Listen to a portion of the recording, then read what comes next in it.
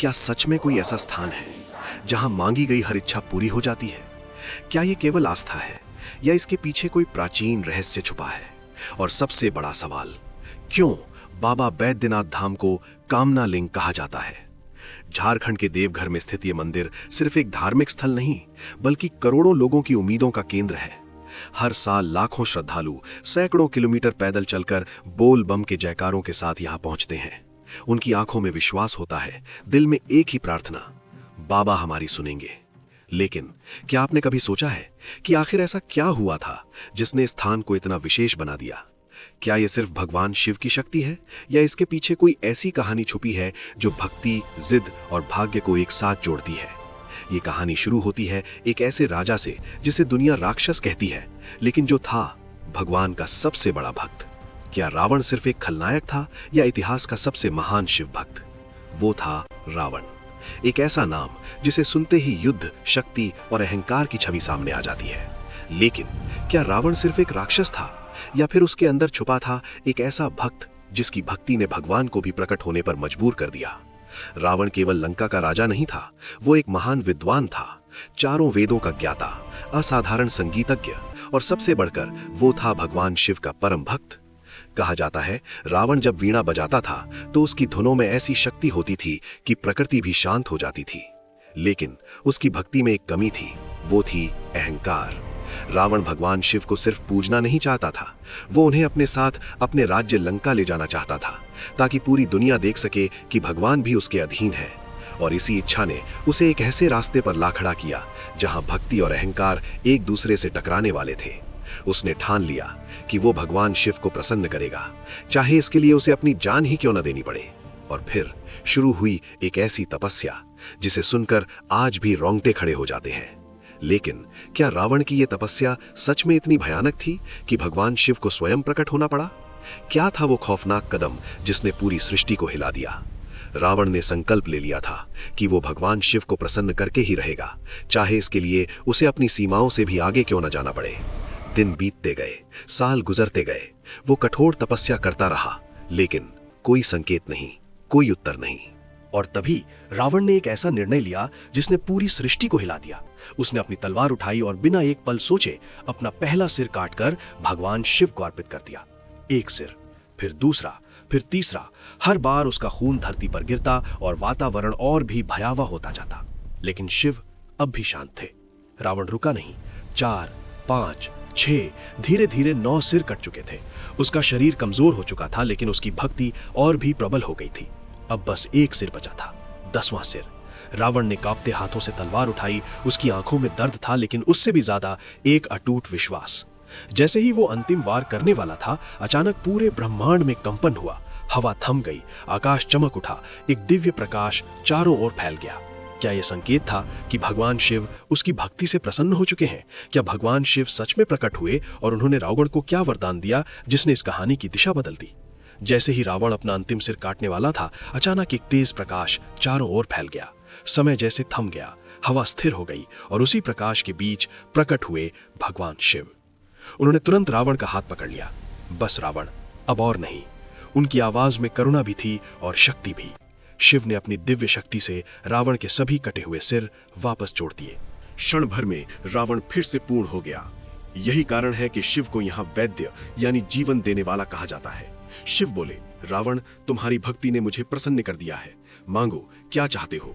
रावण की आंखों में एक अजीब सी चमक थी। वह बोला, प्रभु, मैं आपको अपने साथ लंका ले जाना चाहता हूँ, ताकि मैं हमेशा आपकी सेवा कर सकूं। ये केवल भक्ति नहीं थी, ये एक इच्छा थी भगवान को अपने साथ रखने की। भगवान शिव मुस्कुराए। उन्होंने रावण को एक दिव्य शिवलिंग सौंपा और एक महत्वपूर्ण शर्त रखी, इसे रास्ते में कहीं भी जमीन पर मत रखना, वरना ये वहीं सदा के लिए स्थापित हो जाएगा। रावण ने बिना देर किए इस शर्त को स्वीकार कर लिया। उसके चेहरे पर आत्मविश्वास था। उसे लगा अब कोई उसे रोक नहीं सकता। लेकिन ऊपर स्वर्ग में देवता चिंतित थे। अगर रावण इतना शक्तिशाली था तो देवताओं ने उसे रोकने के लिए कैसी चाल चली जिसने इस कहानी को देवघर तक पहुंचा दिया। रावण अब बेचैन था। उसके लिए एक पल भी रुकना मुश्किल हो रहा था। तभी उसने सामने खड़े उस ब्राह्मण को देखा। वह बोला, हे ब्राह्मण, कुछ समय के लिए इस शिवलिंग को पकड़ लो, मैं तुरंत लौटता हूँ। ब्राह्मण ने शांत स्वर में उत्तर दिया, मैं इसे अधिक देर तक नहीं पकड़ पाऊंगा। अगर तुम समय पर नहीं लौटे तो मैं इसे यहीं रख दूंगा। रावण के पास कोई विकल्प नहीं था। उसने वह दिव्य शिवलिंग ब्राह्मण को सौंप दिया और तेजी से वहां से चला गया। कुछ क्षण बीते, फिर ब्राह्मण ने पुकारा, रावण लौट आओ। कोई उत्तर नहीं। दूसरी बार पुकारा, फिर भी सन्नाटा। तीसरी बार, और अब भी कोई जवाब नहीं। ब्राह्मण ने गहरी सांस ली और धीरे धीरे उस शिवलिंग को धरती पर रख दिया। जैसे ही शिवलिंग ने धरती को छुआ, वो वहीं स्थिर हो गया, मानो उसने खुद उस स्थान को चुन लिया हो। उसी क्षण एक साधारण सी भूमि एक दिव्य स्थल में बदल गई। यही स्थान आगे चलकर देवघर कहलाया। लेकिन क्या रावण समय रहते वापस आया? और अगर आया तो क्या वो उस शिवलिंग को फिर से उठा पाया? क्या रावण अपनी पूरी शक्ति लगाने के बाद भी शिवलिंग को हिला सका, या यहीं से कामना लिंग की असली कहानी शुरू हुई? कुछ ही क्षण बाद रावण तेजी से वापस लौटा। उसकी सांसें तेज थीं, आंखों में चिंता साफ दिखाई दे रही थी। लेकिन जैसे ही उसने देखा, वो ठिठक गया। शिवलिंग धरती पर स्थापित हो चुका था। उसके चेहरे पर पहली बार घबराहट उभरी। वो चिल्लाया, ये तुमने क्या किया? लेकिन अब बहुत देर हो चुकी थी। रावण तुरंत शिवलिंग के पास गया और पूरी शक्ति से उसे उठाने की कोशिश की। उसने अपनी सारी ताकत लगा दी। धरती कांपने लगी, वातावरण भारी हो गया, लेकिन शिवलिंग 1 इंच भी नहीं हिला। रावण ने फिर प्रयास किया और फिर, लेकिन हर बार वही परिणाम, असफलता। अब उसके चेहरे पर क्रोध नहीं, बल्कि एक सच्चाई उभर रही थी। वो समझ चुका था, यह कोई साधारण घटना नहीं है, यह भगवान शिव की इच्छा थी। रावण धीरे धीरे शांत हो गया। उसने शिवलिंग के सामने सिर झुका दिया, क्योंकि वो जान गया था कि भगवान को कोई अपने अधीन नहीं कर सकता। और उसी क्षण एक अधूरी इच्छा दुनिया के लिए आशीर्वाद बन गई। यही शिवलिंग आगे चलकर कहलाया कामना लिंग, जहां रावण की अधूरी कामना लाखों लोगों की पूरी होती कामनाओं में बदल गई। आखिर कैसे ये स्थान लोगों की इच्छाओं को पूरा करने का केंद्र बन गया, और इसके पीछे क्या है असली रहस्य? समय बीतता गया, राजा बदले, सभ्यताएं बदली, लेकिन देवघर की ये भूमि आज भी उतनी ही जागृत है, जहां रावण की अधूरी इच्छा लाखों लोगों की उम्मीद बन गई।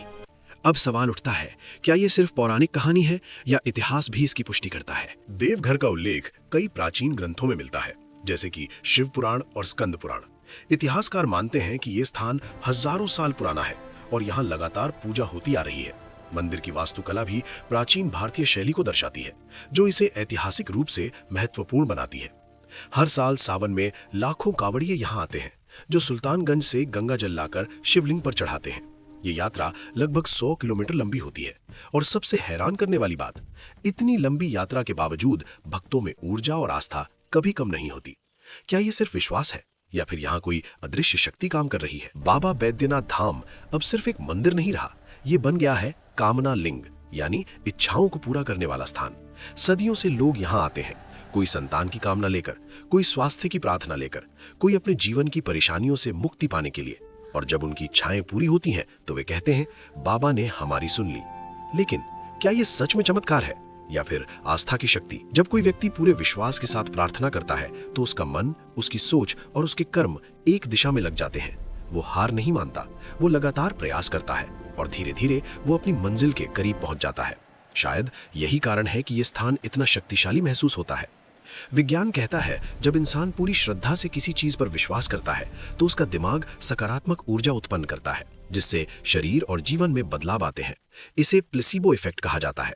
लेकिन क्या सिर्फ दिमाग इतना शक्तिशाली हो सकता है कि वो चमत्कार जैसा अनुभव दे, या फिर वाकई यहाँ कोई दिव्य शक्ति मौजूद है जो विज्ञान की समझ से परे है?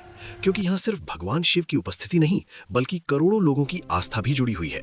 तो क्या चमत्कार यहाँ होता है, या फिर हमारे भीतर?